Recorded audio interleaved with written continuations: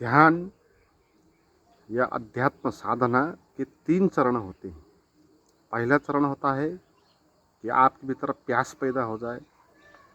तो प्यास पैदा हो जाने के बाद दूसरा चरण होगा कि आप फिर साधना में लगेंगे, साधना करेंगे, बहुत श्रम उठाएंगे, प्रवचन सुनेंगे और साधना, तपस्या इत्यादि जो कुछ भी है वो सब आप करेंगे। फिर तीसरा चरण होगा, ये जो भी आप करते आए हैं, ध्यान, तपस्या, प्रवचन सुनना इत्यादि, ये सब आप छोड़ देंगे। फिर आप वहाँ पहुँच जाएंगे जहाँ पहले थे। तो अध्यात्म एक नाव जैसा है।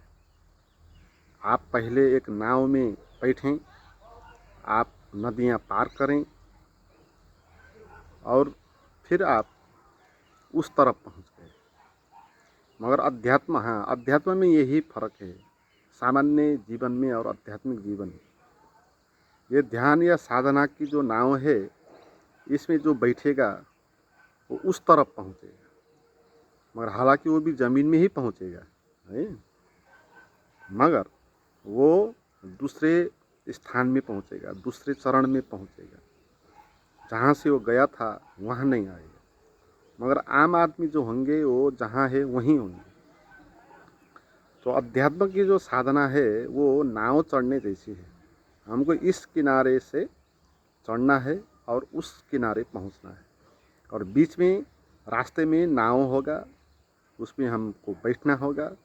और नाव कभी उलट पलट भी हो सकती है, कभी आप डूब भी सकते हो, फिर आपको वापस उसमें आना होगा। और भयंकर तूफान, आंधी इत्यादि भी आ सकते हैं, तो उससे आप घबराएंगे भी, मगर फिर भी आप डटे रहेंगे, लगे रहेंगे, आगे चलते रहेंगे, चरई बीती करके। तो आप उस रास्ते तक पहुंच जाएंगे, उस किनारे तक आप पहुंच जाएंगे। अब उस किनारे जब आप पहुंचेंगे, फिर आपको नाव चढ़ने की ज़रूरत नहीं होगी। तो आप नाव को वहीं छोड़ देंगे, फिर आप अपने रास्ते पे आगे चलेंगे। मगर इसमें बहुत सारे लोग भटकेंगे। ऐसे लोग होंगे जो नाव में चढ़ेंगे, फिर वहाँ से उतरेंगे नहीं, वो जिंदगी भर नाव में ही चढ़ते रहेंगे। गौतम बुद्ध ने एक बार कहा है, एक ऐसा मूर्ख आदमी था जो नाव में बैठ के नदियाँ पार कर गया, मगर उस किनारे पहुंचने के बाद भी उस नाव को फिर अपने कंधे में रख के चलने लगा। लोगों ने कहा कि तू कैसा मूर्ख है, नाव को कंधे में लेकर क्यों चल रहा है? तो वो कहता है, जिस नाव ने मुझे उस किनारे से इस किनारे तक पहुंचा दिया, उसको मैं कैसे छोड़ सकता हूँ। तो ऐसे ही लोग होते हैं बहुत सारे, जो जिंदगी भर ध्यान तपस्या ही करते रहे हैं। ये लोग भी कभी नहीं पहुंचेंगे, क्योंकि ये तो, इसका इरादा तो ये हुआ कि मैं पहुंचने वाला ही नहीं, मैं केवल रास्ते पे चलूँगा।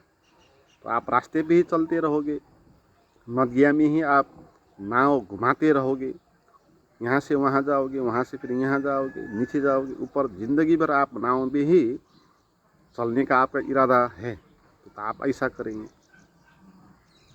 तो आध्यात्मिक यात्रा में ये 3 चरण अच्छे से समझना चाहिए। और इसमें जो पहला चरण होगा वो सबसे महत्वपूर्ण होगा, क्योंकि पहला चरण ही अंतिम चरण तक पहुंचने का बीज होता है। पहला पायला आपने उठाया ही नहीं तो आप चलेंगे ही नहीं। आप भटकेंगे तो भी अच्छा है इसमें, है ना? आप चलेंगे ही नहीं तो भटकेंगे भी नहीं, पहुंचेंगे भी नहीं।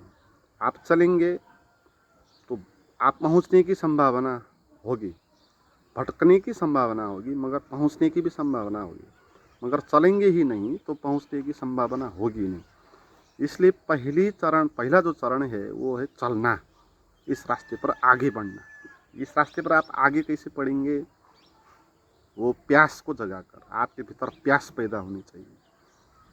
वो प्यास क्या है? जानने की, कि मैं कौन, ये जीवन क्या है, मैं क्यों पैदा हो गया, और मेरे भीतर क्या है ऐसा जिसको मैं अभी तक जान नहीं पाया।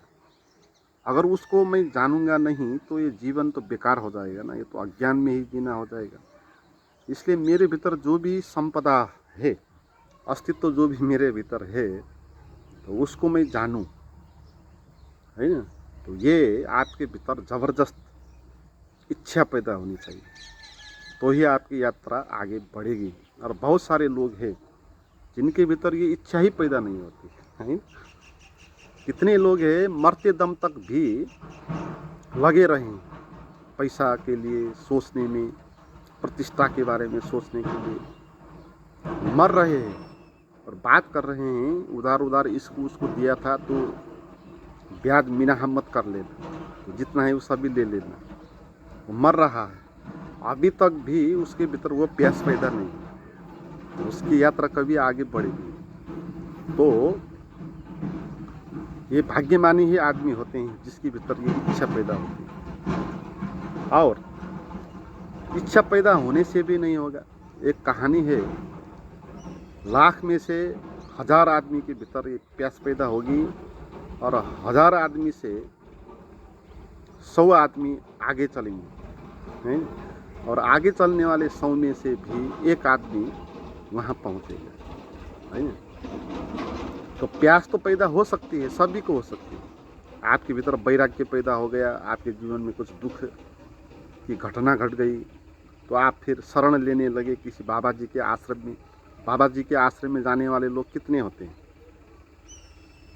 अधिकांश लोग ऐसे होते हैं जो असफल हो जाते हैं कहीं ना कहीं, या उनको धोखा मिल जाता है, या किसी कैरियर में वो आगे बढ़ नहीं पाते, या कुछ प्रॉब्लम होता है, तो उसको ठीक करने के लिए वो शरण में जाते हैं।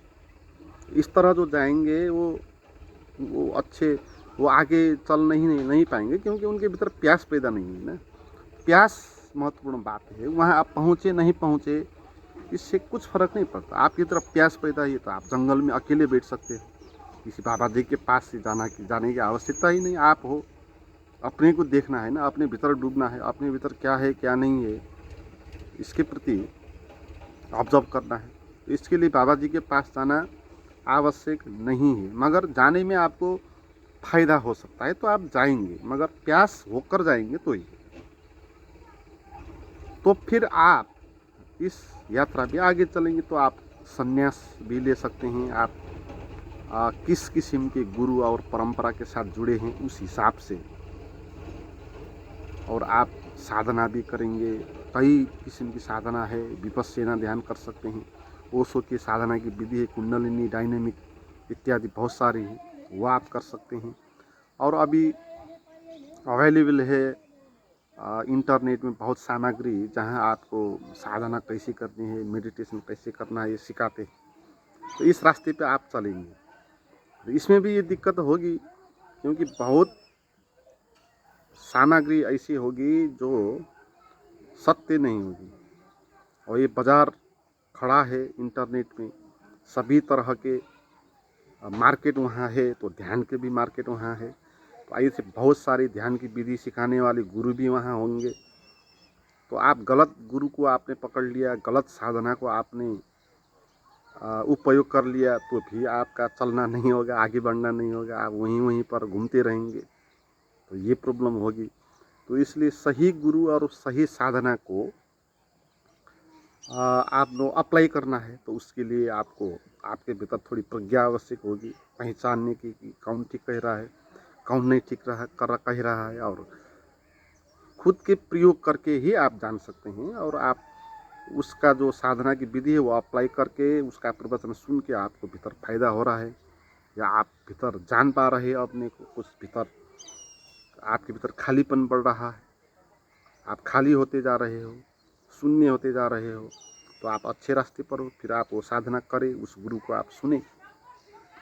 नहीं हो रहा है, अंधाधुंधा हो रहा है, तो आप दूसरे गुरु को करें। मगर ये सब आपके हाथ में है, कोई भी दोषी हो नहीं सकता है, हम ही दोषी होते हैं। हम ही गलत गुरु को पकड़ लेते हैं, गलत साधना को पकड़ लेते हैं, इसलिए हम आगे बढ़ नहीं पाते। फिर आगे बढ़ने की बात होगी, आपको नियमित रूप से साधना करनी होगी, प्रवचन को सुनना होगा, क्योंकि जब तक आपका प्यास पैदा हुआ है ना, जो आग पैदा हुई है, वो आग को तो बुझनी चाहिए, है। आपको बौद्धिक रूप से समझना है, आपको आपके भीतर जो एक उलझन पैदा हुई है, तो वो उसका सोल्यूशन होना है।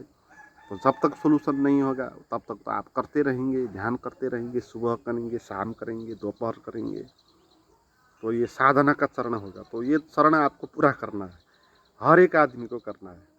ये नाव है ना, तो इससे होने वाला तो नहीं है कुछ, है ना। जैसे नाव से वहाँ पहुँचने का कोई कार्य कारण संबंध नहीं है, वो एक उपाय है। ध्यान भी ऐसा एक उपाय है, साधना भी एक उपाय है। तो इस उपाय में आपको ये छोड़ देना है कि आपको कुछ मिले या ना मिले, है ना, ये छोड़ देना है। आपको तो उसमें लग जाना है, जैसा गुरु ने कहा है वैसा आपको करना है, उस तरह से आपको प्रैक्टिस करना है। तो करते रहना।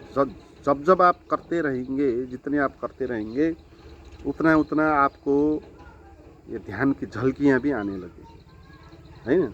कई बार आपको ऐसा लगेगा कि जैसे आप पूरे ही स्वर्ग में आ गए, एकदम ही सब कुछ प्रकाशित हो गया। आपको लगने लगेगा कि आप कुछ पाने योग्य है नहीं, जानने योग्य है नहीं, जो भी जानने योग्य है वो जान लिया, पाने योग्य है पा लिया, ऐसा भी आपको लगेगा, बहुत बार लगेगा। मगर ये फिर कंटिन्यू नहीं होगा। मगर आपको 2-4 बार ये हो जाए तो आप इसमें निश्चित हो जाएंगे। ये निश्चित होना भी बहुत आवश्यक है इस मार्ग में। आपको अभी नहीं हुआ, मगर एक बार भी अगर हुआ है, आपको कुछ झलकियाँ आई है, उसका स्वाद आपने लिया है, तो ये खबर आपको मिल गई कि ऐसा होता है। अभी तक तो ये कल्पना की बात थी कि गुरु कहते हैं कि ऐसा होता है, ऐसा होता है, मगर आप केवल सुनते थे। मगर आपको अब अपना अनुभव हो गया कि ऐसा होता है, आपने अनुभव ही कर लिया। तो 2-4 बार ऐसा अनुभव कर लिया तो आपको निश्चित ज्ञान हो गया। फिर ऐसा होता है, ये आपको निश्चित ज्ञान होगा। मगर फिर भी आपको ये लगातार तो नहीं होगा, क्योंकि आप रास्ते पे ही हो, नाव में ही हो। नाव में भी झलकियाँ तो आएंगी। जितने जितने आप नज़दीक पहुँचते जाएंगे किनारे के, उतना उतना आपको किनारा भी दिखाई देने लगेगा। तो ऐसे ही ध्यान की झलकियाँ आपको दिखाई देने लगेगी।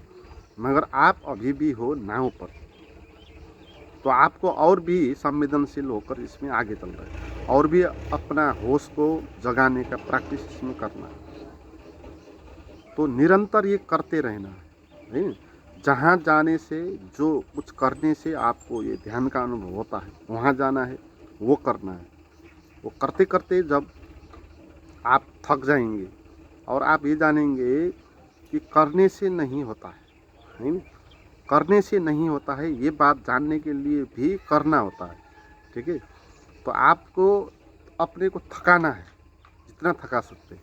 आप ओशो का कुंडलिनी कर सकते हैं, डायनामिक कर सकते हैं, और विपश्यना करते हैं बुद्ध का, और बहुत श्रम के साथ भी आप कर सकते हैं। जितने श्रम के साथ करेंगे आप, उतना ही जानेंगे कि इतने करने से भी नहीं हुआ तो क्या होगा। फिर आप करना छोड़ देंगे।